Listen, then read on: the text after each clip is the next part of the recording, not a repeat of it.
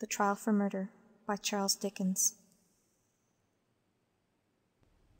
I have always noticed a prevalent want of courage, even among persons of superior intelligence and culture, as to imparting their own psychological experiences when those have been of a strange sort. Almost all men are afraid that what they could relate in such wise would find no parallel or response in a listener's internal life, and might be suspected or laughed at.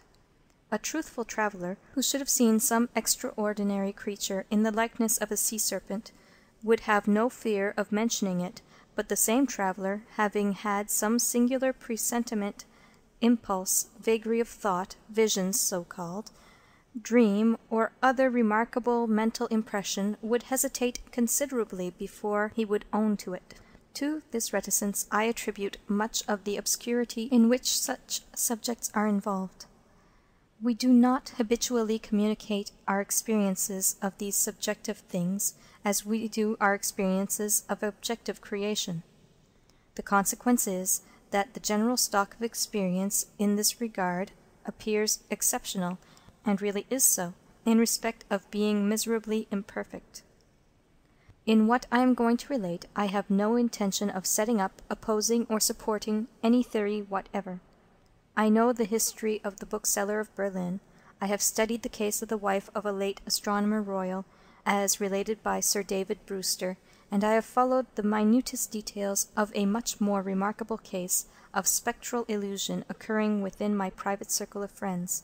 It may be necessary to state, as to this last, that the sufferer, a lady, was in no degree, however distant, related to me. A mistaken assumption on that head might suggest an explanation of a part of my own case, but only a part, which would be wholly without foundation. I cannot be referred to my inheritance of any developed peculiarity, nor had I ever before any at all similar experience, nor have I ever had any at all similar experience since. It does not signify how many years ago, or how few, a certain murder was committed in England, which attracted great attention. We hear more than enough of murderers as they rise in succession to their atrocious eminence, and I would bury the memory of this particular brute, if I could, as his body was buried in Newgate jail. I purposely abstain from giving any direct clue to the criminal's individuality. When the murder was first discovered, no suspicion fell, or I ought to say, for I cannot be too precise in my facts, it was nowhere publicly hinted that any suspicion fell on the man who was afterwards brought to trial. As no reference was at that time made to him in the newspapers, it is obviously impossible that any description of him can at that time have been given in the newspapers. It is essential that this fact be remembered. Unfolding at breakfast my morning paper containing the account of that first discovery, I found it to be deeply interesting, and I read it with close attention. I read it twice, if not 3 times. The discovery had been made in a bedroom, and when I laid down the paper, I was aware of a flash, rush, flow, I do not know what to call it. No word I can find is satisfactorily descriptive, in which I seemed to see that bedroom passing through my room, like a picture impossibly painted on a running river. Though almost instantaneous in its passing, it was perfectly clear, so clear that I distinctly, and with a sense of relief, observed the absence of the dead body from the bed. It was in no romantic place that I had this curious sensation, but in chambers in Piccadilly, very near the corner of St. James Street. It was entirely new to me. I was in my easy-chair at the moment, and the sensation was accompanied with a peculiar shiver which started the chair from its position, but it is to be noted that the chair ran easily on casters. I went to one of the windows, there are 2 in the room, and the room is on the 2nd floor, to refresh my eyes with the moving objects down in Piccadilly. It was a bright autumn morning, and the street was sparkling and cheerful. The wind was high. As I looked out, it brought down from the park a quantity of fallen leaves, which a gust took and whirled into a spiral pillar. As the pillar fell and the leaves dispersed, I saw 2 men on the opposite side of the way going from west to east. They were one behind the other. The foremost man often looked back over his shoulder. The second man followed him at a distance of some 30 paces, with his right hand menacingly raised. First, the singularity and steadiness of this threatening gesture in so public a thoroughfare attracted my attention, and next, the more remarkable circumstance that nobody heeded it. Both men threaded their way among the other passengers with a smoothness hardly consistent even with the action of walking on a pavement, and no single creature, that I could see, gave them place, touched them, or looked after them. In passing before my window, they both stared up at me. I saw their two faces very distinctly, and I knew that I could recognize them anywhere. Not that I had consciously noticed anything very remarkable in either face, except that the man who went first had an unusually lowering appearance, and that the face of the man who followed him was of the color of impure wax. I am a bachelor, and my valet and his wife constitute my whole establishment. My occupation is in a certain branch bank, and I wish that my duties as head of a department were as light as they are popularly supposed to be. They kept me in town that autumn when I stood in need of change. I was not ill, but I was not well. My reader is to make the most that can be reasonably made of my feeling jaded, having a depressing sense upon me of a monotonous life, and being slightly dyspeptic. I am assured by my renowned doctor that my real state of health at that time justifies no stronger description, and I quote his own from his written answer to my request for it. As the circumstances of the murder, gradually unravelling, took stronger and stronger possession of the public mind, I kept them away from mine by knowing as little about them as was possible in the midst of the universal excitement. But I knew that a verdict of wilful murder had been found against the suspected murderer, and that he had been committed to Newgate for trial. I also knew that his trial had been postponed over 1 sessions of the Central Criminal Court, on the ground of general prejudice and want of time for the preparation of the defence. I may further have known, but I believe I did not, when, or about when, the sessions to which his trial stood postponed would come on. My sitting-room, bedroom, and dressing-room are all on one floor. With the last there is no communication but through the bedroom. True, there is a door in it, once communicating with the staircase, but a part of the fitting of my bath has been, and had been then for some years, fixed across it. At the same period, and as a part of the same arrangement, the door had been nailed up and canvassed over. I was standing in my bedroom late one night, giving some directions to my servant before he went to bed. My face was towards the only available door of communication with the dressing-room, and it was closed. My servant's back was towards that door. While I was speaking to him, I saw it open and a man look in, who very earnestly and mysteriously beckoned to me. The man was the man who had gone second from the two along Piccadilly, and whose face was of the color of impure wax.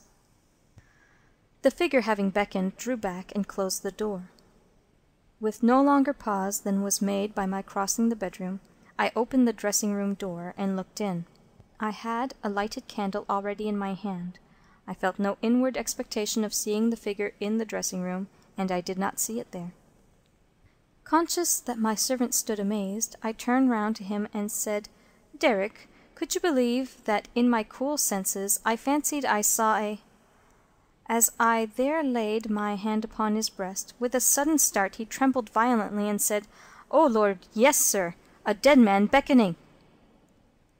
Now I do not believe that this John Derrick, my trusty and attached servant for more than 20 years, had any impression whatever of having seen such a figure until I touched him. The change in him was so startling when I touched him that I fully believe he derived his impression in some occult manner from me at that instant. I bade John Derrick bring me some brandy, and I gave him a dram, and was glad to take one myself. Of what had preceded the night's phenomenon I told him not a single word. Reflecting on it, I was absolutely certain that I had never seen that face before, except on the one occasion in Piccadilly.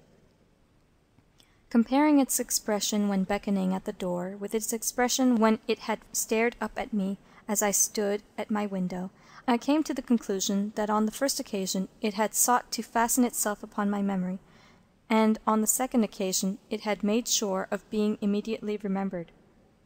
I was not very comfortable that night, though I felt a certainty, difficult to explain, that the figure would not return.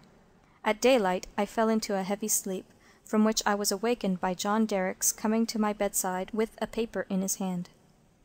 This paper, it appeared, had been the subject of an altercation at the door between its bearer and my servant. It was a summons to me to serve upon a jury at the forthcoming sessions of the Central Criminal Court at the Old Bailey. I had never before been summoned on such a jury, as John Derrick well knew. He believed, I am not certain at this hour whether with reason or otherwise, that class of jurors were customarily chosen on a lower qualification than mine, and he had at first refused to accept the summons. The man who served it had taken the matter very coolly. He said that my attendance or non-attendance was nothing to him. There the summons was, and I should deal with it at my own peril and not at his.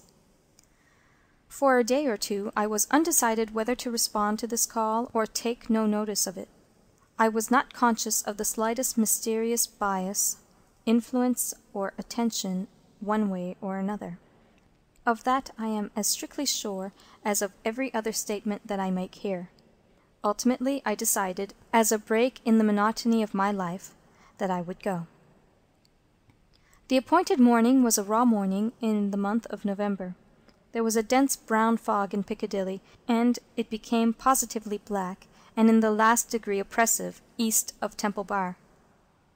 I found the passages and staircases of the court-house flaringly lighted with gas, and the court itself similarly illuminated. I think that until I was conducted by officers into the old court and saw its crowded state, I did not know that the murderer was to be tried that day. I think that until I was so helped into the old court with considerable difficulty, I did not know into which of the two courts sitting my summons would take me. But this must not be received as a positive assertion, for I am not completely satisfied in my mind on either point. I took my seat in the place appropriated to jurors in waiting, and I looked about the court as well as I could through the cloud of fog and breath that was heavy in it. I noticed the black vapor hanging like a murky curtain outside the great windows, and I noticed the stifled sound of wheels on straw or tan that was littered in the street. Also the hum of the people gathered there, which a shrill whistle or a louder song or hail than the rest occasionally pierced. Soon afterwards the judges, 2 in number, entered and took their seats. The buzz in the court was awfully hushed. The direction was given to put the murderer to the bar. He appeared there, and in that same instant I recognized in him the first of the 2 men who had gone down Piccadilly. If my name had been called then, I doubt if I could have answered to it audibly.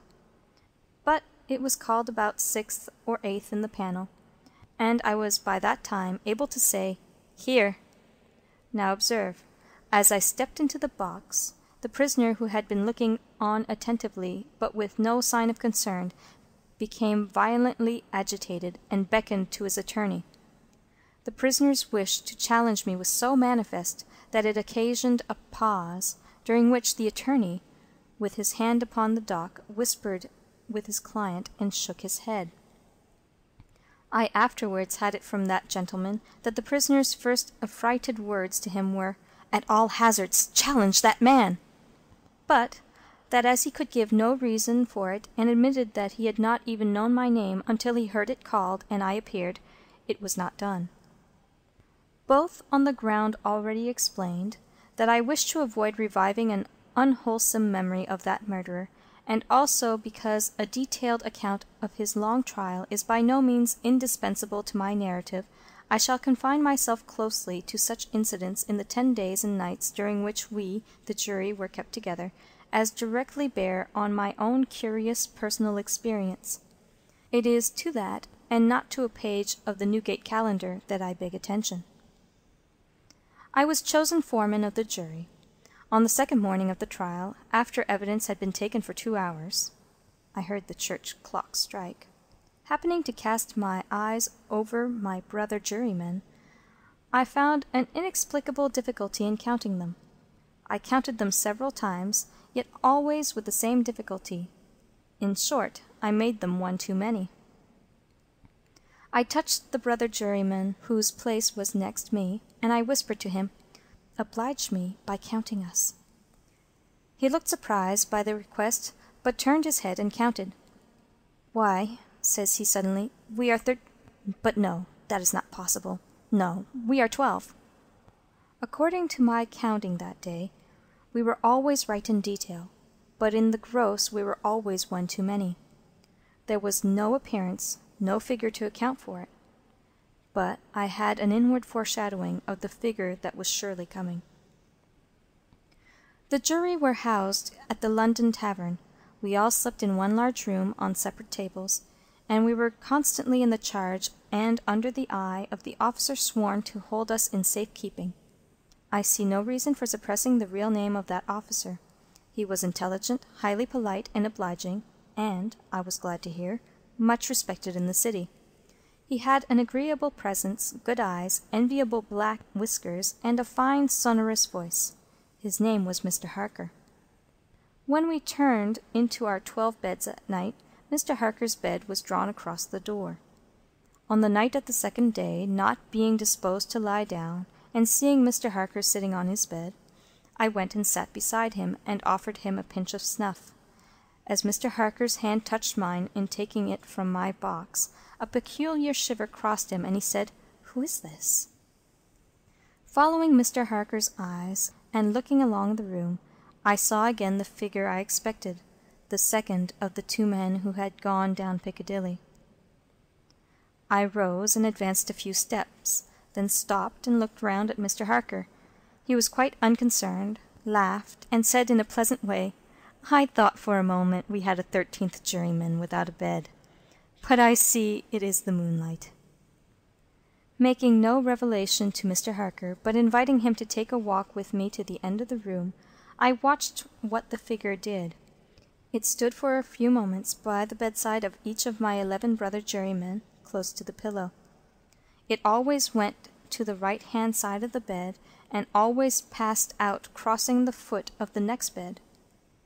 It seemed, from the action of the head, merely to look down pensively at each recumbent figure. It took no notice of me or of my bed, which was the nearest to Mr. Harker's. It seemed to go out where the moonlight came in, through a high window, as by an aerial flight of stairs. Next morning, at breakfast, it appeared that everybody present had dreamed of the murdered man last night, except myself and Mr. Harker. I now felt as convinced that the second man who had gone down Piccadilly was the murdered man, so to speak, as if it had been borne into my comprehension by his immediate testimony. But even this took place, and in a manner for which I was not at all prepared. On the 5th day of the trial, when the case for the prosecution was drawing to a close, a miniature of the murdered man, missing from his bedroom upon the discovery of the deed, and afterwards found in a hiding-place where the murderer had been seen digging, was put in evidence. Having been identified by the witness under examination, it was handed up to the bench, and thence handed down to be inspected by the jury. As an officer in a black gown was making his way with it across to me, the figure of the second man, who had gone down Piccadilly, impetuously stared from the crowd, caught the miniature from the officer, and gave it to me in his own hands, at the same time saying in a low and hollow tone, before I saw the miniature, which was in a locket, "I was younger then, and my face was not then drained of blood." It also came between me and the brother juryman to whom I would have given the miniature, and between him and the brother juryman to whom he would have given it, and so it passed on through the whole of our number, and back into my possession. Not one of them, however, detected this. At table, and generally when we were shut up together in Mr. Harker's custody, we had from the first naturally discussed the day's proceedings a good deal. On that 5th day, the case for the prosecution being closed, and we having that side of the question in a completed shape before us, our discussion was more animated and serious. Among our number was a vestryman, the densest idiot I've ever seen at large, who met the plainest evidence with the most preposterous objections, and who was sided with by 2 flabby parochial parasites, all 3 impanelled from a district so delivered over to fever that they ought to have been upon their own trial for 500 murders. When these mischievous blockheads were at their loudest, which was towards midnight, while some of us were already preparing for bed, I again saw the murdered man. He stood grimly behind them, beckoning to me. On my going towards them and striking into the conversation, he immediately retired. This was the beginning of a separate series of appearances, confined to that long room in which we were confined. Whenever a knot of my brother jurymen laid their heads together, I saw the head of the murdered man among theirs. Whenever their comparison of notes was going against him, he would solemnly and irresistibly beckon to me. It will be borne in mind that down to the production of the miniature on the 5th day of the trial I had never seen the appearance in court. 3 changes occurred now as we entered on the case for the defence. 2 of them I will mention together first. The figure was now in court continually, and it never there addressed itself to me, but always to the person who was speaking at the time. For instance, the throat of the murdered man had been cut straight across. In the opening speech for the defence it was suggested that the deceased might have cut his own throat. At that very moment the figure, with its throat in the dreadful condition referred to, this it had concealed before, stood at the speaker's elbow, motioning across its windpipe, now with the right hand, now with the left, vigorously suggesting to the speaker himself the impossibility of such a wound having been self-inflicted by either hand. For another instance, a witness to character, a woman, deposed to the prisoner's being the most amiable of mankind.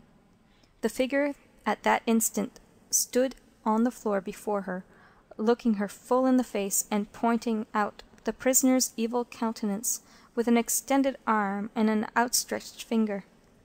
The 3rd change now to be added impressed me strongly, as the most marked and striking of all. I do not theorize upon it. I accurately state it, and there leave it. Although the appearance was not itself perceived by those whom it addressed, its coming close to such persons was invariably attended by some trepidation or disturbance on their part. It seemed to me as if it were prevented by laws to which I was not amenable from fully revealing itself to others, and yet as if it could invisibly, dumbly, and darkly overshadow their minds. When the leading counsel for the defence suggested that hypothesis of suicide, and the figure stood at the learned gentleman's elbow frightfully sawing at its severed throat, it is undeniable that the counsel faltered in his speech, lost for a few seconds the thread of his ingenious discourse, wiped his forehead with his handkerchief, and turned extremely pale. When the witness to the character was confronted by the appearance, her eyes most certainly did follow the direction of its pointed finger, and rest with great hesitation and trouble upon the prisoner's face. 2 additional illustrations will suffice. On the 8th day of the trial, after the pause which was every day made early in the afternoon for a few minutes' rest and refreshment, I came back into court with the rest of the jury some little time before the return of the judges. Standing up in the box and looking about me, I thought the figure was not there, until, chancing to raise my eyes to the gallery, I saw it bending forward and leaning over a very decent woman, as if to assure itself whether the judges had resumed their seats or not. Immediately afterwards the woman screamed, fainted, and was carried out. So with the venerable, sagacious, and patient judge who conducted the trial. When the case was over, and he settled himself and his papers to sum up, The murdered man, entering by the judge's door, advanced to his lordship's desk and looked eagerly over his shoulder at the pages of his notes which he was turning. A change came over his lordship's face. His hand stopped. The peculiar shiver that I knew so well passed over him. He faltered, "Excuse me, gentlemen, for a few minutes. I am somewhat oppressed by the vitiated air," and did not recover until he had drunk a glass of water. Through all the monotony of 6 of those interminable 10 days, the same judges and others on the bench, the same murderer in the dock, the same lawyers at the table, the same tones of questions and answers rising to the roof of the court, the same scratching of the judge's pen, the same ushers going in and out, the same lights kindled at the same hour when there had been any natural light of day, the same foggy curtain outside the great windows when it was foggy, the same rain pattering and dripping when it was rainy, the same footmarks of turnkeys and prisoners day after day on the same sawdust, the same keys locking and unlocking the same heavy doors. Through all the wearisome monotony, which made me feel as if I had been foreman of the jury for a vast period of time, and Piccadilly had flourished coevally with Babylon, the murdered man never lost one trace of his distinctness in my eyes. Nor was he at any moment less distinct than anybody else. I must not omit, as a matter of fact, that I never once saw the appearance, which I call by the name of the murdered man, look at the murderer. Again and again I wondered, why does he not? But he never did. Nor did he look at me after the production of the miniature until the last closing minutes of the trial arrived. We retired to consider at 7 minutes before 10 at night.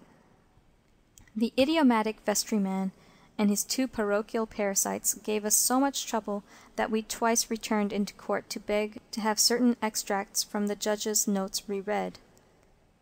9 of us had not the smallest doubt about those passages.